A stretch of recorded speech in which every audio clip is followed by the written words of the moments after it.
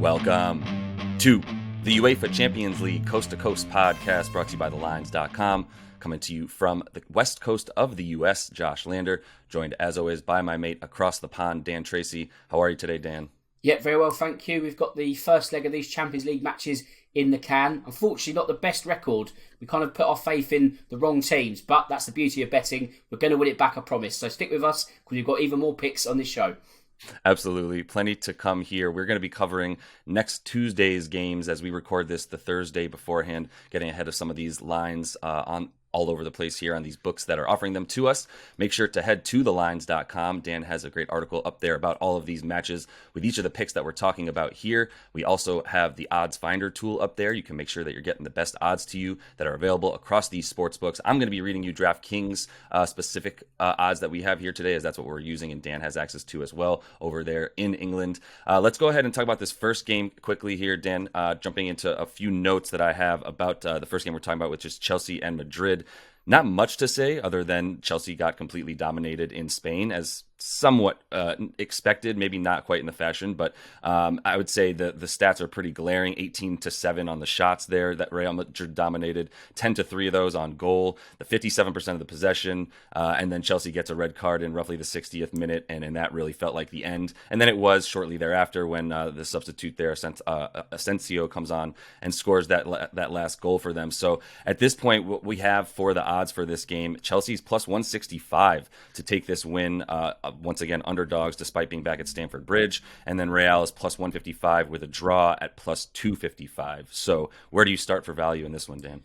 Okay then, so looking at the second leg, you mentioned the first leg moments ago, and Chelsea looked at that game as if it was damage limitation. If we can get out of the Spanish capital and lose, 2-0, it's not the worst result, all eyes on the second leg. But this isn't a Chelsea side which is firing on all cylinders and you're thinking, it's fine, they're going to win 3-0 against Real Madrid at home. That's not happening. So I'm going to go with Real Madrid to win, as you say, plus 155. But, that's not really enough to get me too excited. I'm going to go for Real Madrid to win and over 2.5 total goals at plus 330. So in this instance, you're looking at, like a 2-1 win for Real Madrid. Again, you look at Chelsea, you kind of wonder where a goal's going to come from. So maybe it could be Real Madrid putting Chelsea to the sword and getting 3 goals for himself. It's not outside the realm of possibility. They absolutely destroyed Liverpool earlier in the season. So, I think just a good starting point if you want a bit more juice out of this. I know Frank Lampard spoke about, we're going to take the second leg and going to take the tie to Real Madrid, but I can't see this happening because Chelsea don't know the best 11 at the moment and Real Madrid are just too hot. So,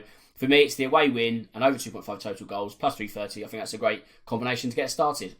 Yeah, I think I love the 3-1 that you're talking about here. The only thing, as you mentioned, that would be scary, Chelsea haven't scored in 4 straight matches, regardless of competition. I believe that's the first time that's happened in a long time. I'm going to guess 20, 30 years. So that's been 4 straight games in any competition that a Chelsea side have failed to score. But if you do consider what you were saying of damage limitation, that probably flies out the window if they go down 1-2-0 by the beginning of the second half. And then Real Madrid could possibly pour it on even more and get you even 2 more goals. This could be ugly fast if they're able to come out and score first. So I have no problem with the over there as you triple the odds there for yourself to get some more juice back on as opposed to just a Real Madrid win there. But what would be another bet here and another place maybe to find some value in picking that game theory that Real is going to win this game? Yeah, again, so we're sort of putting all our eggs in a Real Madrid basket, but why not when you see how good they are and how well they performed against Chelsea in the first leg. So in this instance, I've gone for Real Madrid to win 2-0 in the first half at plus 250. So what this means is Real Madrid will be ahead at the interval, but they won't have conceded any goals. For example, 1-0, 2-0, and so on and so on. However, this doesn't matter to anything in the second half. You could then see Real Madrid win 2-1, which would unlock our first pick. So what they do in terms of conceding, we don't really care about in this instance because we've already got this one locked in. So my theory is Real Madrid are already 2-0 up in the tie. If they go and get a goal, first one in terms of the tie in Stamford Bridge, they're 3-0 up in aggregate. Chelsea are going to be really deflated at this point. And then you kind of think, as you say, it either coaxes Chelsea out to try and chase the game and just go for broke. And if that does, they're going to get pulled apart. Or Real Madrid just find another edge and they just absolutely crush them. So I feel that the first goal is going to be integral regardless. if Chelsea do get it, then obviously they're going to think, oh, hang on, there's half a chance here. The deficit has been halved. But if Real Madrid do it, I just think it's going to knock the wind out of Chelsea's sails completely. And they may get a consolation later in the game, but I feel that first 45 minutes is going to be Real Madrid's and Real Madrid's alone, which is why I've gone for a win to nil at half-time at plus 250. I like it.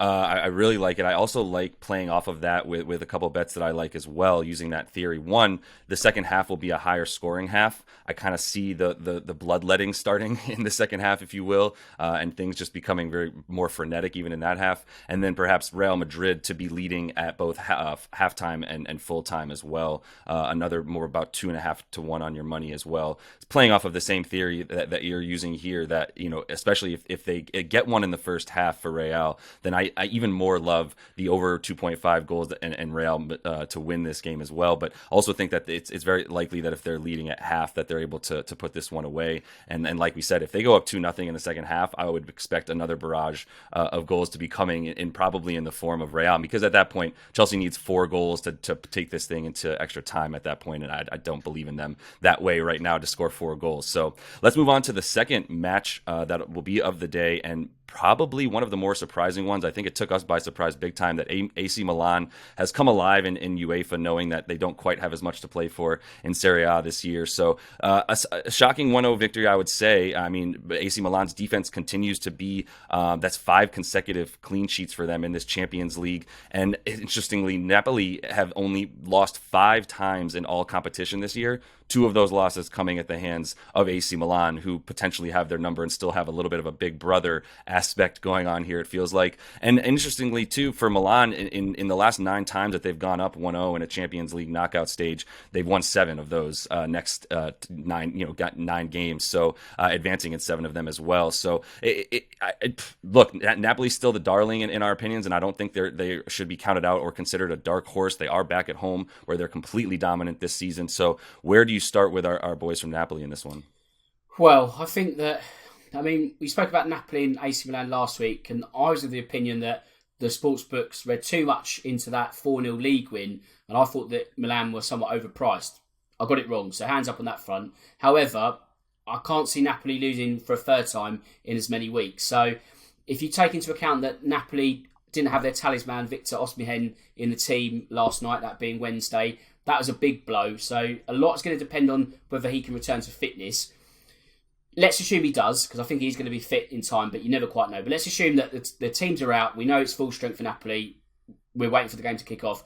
I'm going to go for Napoli to win, but both teams to score, because, again, it all comes down to that first goal. It's going to be the most important. If Milan get it, they're 2-0 up on aggregate. You just mentioned their defence. The shop is going to be shut, and I think Napoli could struggle. However, if Napoli get the first goal, they're going to get the taste for more. If they get a second, then Milan think, right, actually, now we need to score to stay in the tie. So a lot's going to depend on who breaks the deadlock. But if Napoli get it, I think it opens up the both teams to score fantastically. So that's why I've gone for Napoli to win and both teams to score at plus 333. Interesting.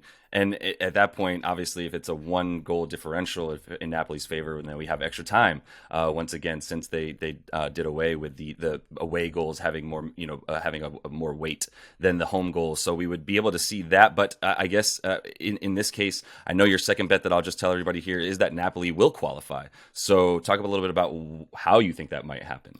Well, as you say, you've either got Napoli winning by 2-goal margin or more and reversing that 1-0 deficit from the first leg. Job done. But to qualify, I'm not asking Napoli to win in 90 minutes. I'm buying the extra 30 and the penalties if need be. So if it is a 1-goal win, 2-1, 3-2, so on and so forth, as you say, no away goals, so everything is even. And then you get into extra time, you could maybe lay that off with an in-play bet with Milan to win or to qualify themselves. So it opens up another door. I just like the fact that, it's not going to be the biggest price, it's not the boldest bet, but considering this is a team at home, a Napoli team which is flying really, although Milan have got their number, but I'm hoping that that trend is finally bucked. I just feel that when you've got the extra time and the penalties, you've got so many different options that plus 110 is not really a bad bet to get started with either. No, not at all. And these second legs of the knockout stages are the closest thing we have to, say, like World Cup single elimination knockout stage, where it's that frenetic energy, and it's a little bit more dependable for what you can expect when you know teams are playing for their tournament lives. Then you know that they're going to be bringing it. There's no resting on your laurels at any point, unless you believe in a team like Chelsea to give up after they've been go behind in this case, because you don't think that the vibes are high in the Chelsea locker room right now, I would imagine. But at any rate, that is all the time we have for this video. Make sure to like and subscribe to that page. We're also bringing you Wednesday's games for next week as well. Like we said, some very fun second leg, complete single elimination now, knockout rounds for most of these teams. So we'll see how everybody's able to fare in those ones. And until we see you next, happy betting.